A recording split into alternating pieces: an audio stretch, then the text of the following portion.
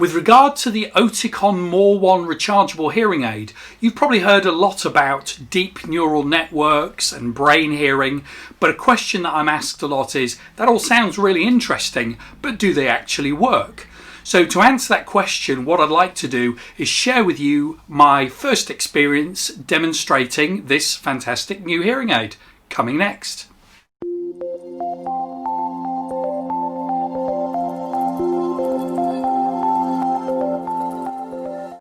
Hi, my name's Matthew Pearson from Zone 1 Hearing in London, and over the last 16 years I've had the pleasure and privilege of helping thousands of people from all over the world hear better. So if you'd like to learn all about ears, hearing aids, assistive devices, apps and all those kind of things, please remember to like, share, comment, subscribe and press the bell for notifications so you get to learn when our next video is released. Thank you very much. So recently I had an opportunity to learn more about the Oticon More 1 rechargeable hearing aid by providing a demonstration for one of my patients, and his wife also helped with this. So let me explain what we did.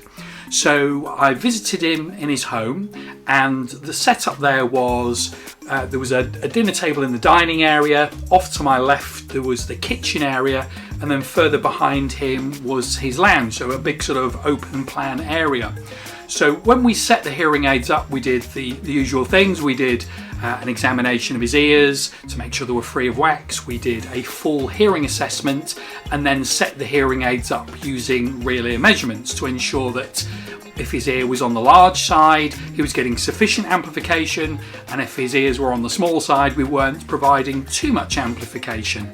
So from there, the first thing of course was to switch on the hearing aids. Oh, and incidentally, there is a new feature within the Genie programming software, which is to look at how difficult the patient finds certain listening situations, which then further tailors the hearing aids performance to their requirements. So we got the hearing aids and turned them on, and I think it was difficult for the gentleman to not use words sort of within the, if you like, the Oticon vocabulary. So the first thing he said is just there is more sound than he was used to receiving from his previous hearing aids, which were the Oticon Open S aids, which he was actually very happy with. The second thing he noticed, apart from being more sounds, he just said it felt more open. He felt more sort of attached and involved with his environment. So from there, I thought we would switch things up a little bit. I brought a sound system along with me, and I'd gone on to YouTube Premium and downloaded quite a number of different listening situations. So first of all, we started with some cafe noise. I mean, just to point out as well, which is maybe fairly obvious in this current time, both myself, the gentleman concerned, and his wife were all wearing masks. So we started off with some cafe noise and had a general conversation, and he heard me really well. And then we thought we'd switch it up a little bit more, and we put the restaurant noise on, and he was still able to hear me. And what was interesting at this stage is he got up from the table and walked quite some distance back from me into his lounge area. Now bear in mind, at this point his back's to the window, so I can't see his face. He's wearing a mask, and let alone hearing him, I couldn't even tell if he was speaking or not. So when he came back and sat down, I asked him how that went, and he could actually hear me from all that distance, and with me sitting wearing a mask with restaurant noise playing over me. So that was a very impressive first real life introduction to the hearing aid. So to make it a bit more complicated still, the gentleman invited his wife to come and speak with us. So she stood in the kitchen while he sat at the dinner table in the dining area, and again we carried on with the restaurant noise. She was again wearing a mask, and a sort of a longer distance than you would be normally to converse with somebody, but he was able to ask her sort of questions and get the responses back and understood what she said, which to me was very impressive, because often ladies' voices are more challenging than men's voices to hear, and also the nature of the gent's loss, where his clarity was worse than his volume, that's often something that people find difficult, especially in background noise. The gent then asked us to sort of talk over each other, so we were both talking, but he still was able to go between us and pick out what we were saying, and it wasn't until we took it to sort of ludicrous levels when none of us could hear that he found it sort of he was unable to hear his wife. So very impressive for me, that initial introduction. The next thing we did is look at the hearing aids from a musical perspective.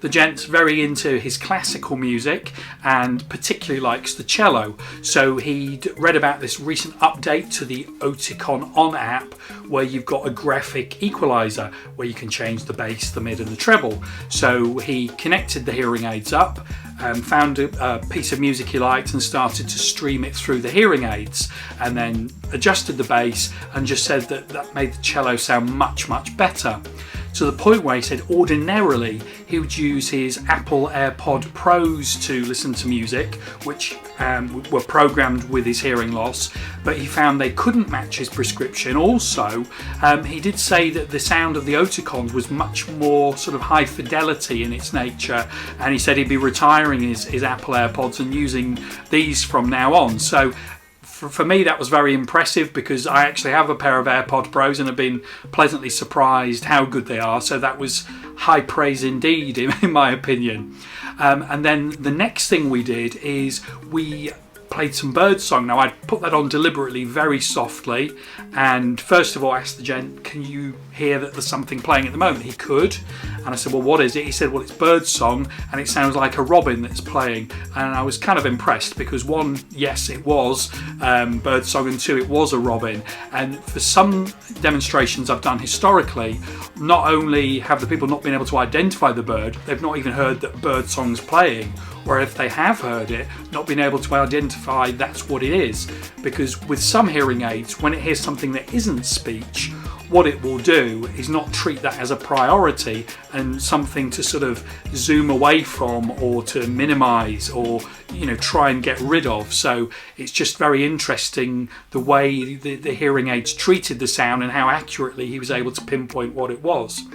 Now, in terms of being connected with his environment, the gentleman could pick out the, I think it was the refrigerator sound. He was also able to pick out the sound of the central heating system. So he said he felt very connected to everything, but nothing was disturbing him. And to the point where when the restaurant noise was on, I was answering questions from his wife and just hoping I was answering the right question. I wasn't quite sure if I was, and it was quite a relief for me to turn the noise off, but I just noticed it didn't seem to be sort of a thing that fatigued my patients. So again, tying into this whole thing of getting more sound but being able to remember more and having access to more clarity. So we've had incredible amounts of interest with this hearing aid, which is crazy in lockdown, probably more than I've ever had for any hearing aid during my whole 16 years in the industry. And we've taken orders for a lot of these hearing aids. Mine should be arriving tomorrow, so really looking forward to carrying out those fittings. So we'll try and keep everybody posted on how that's going.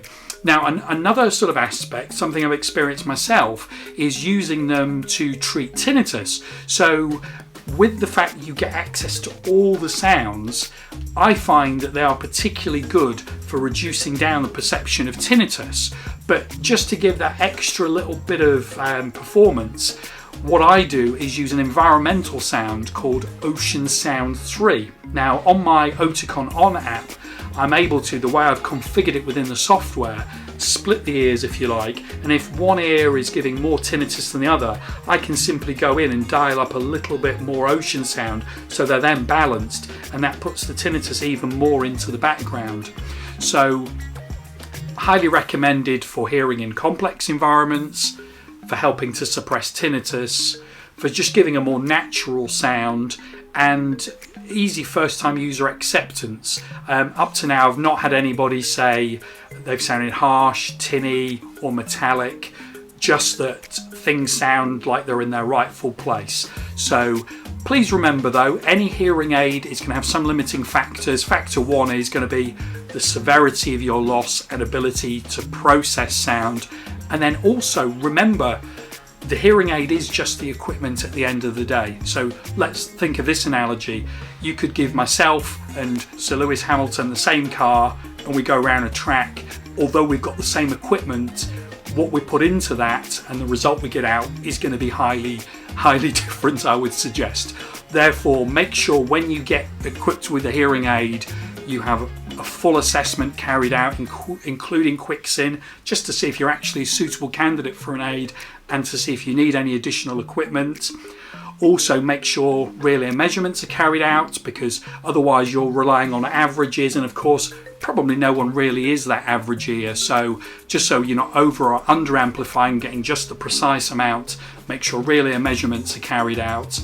And if you need any help finding someone who does these very important setups and tests, please come and ask us. I'll pop my email information below.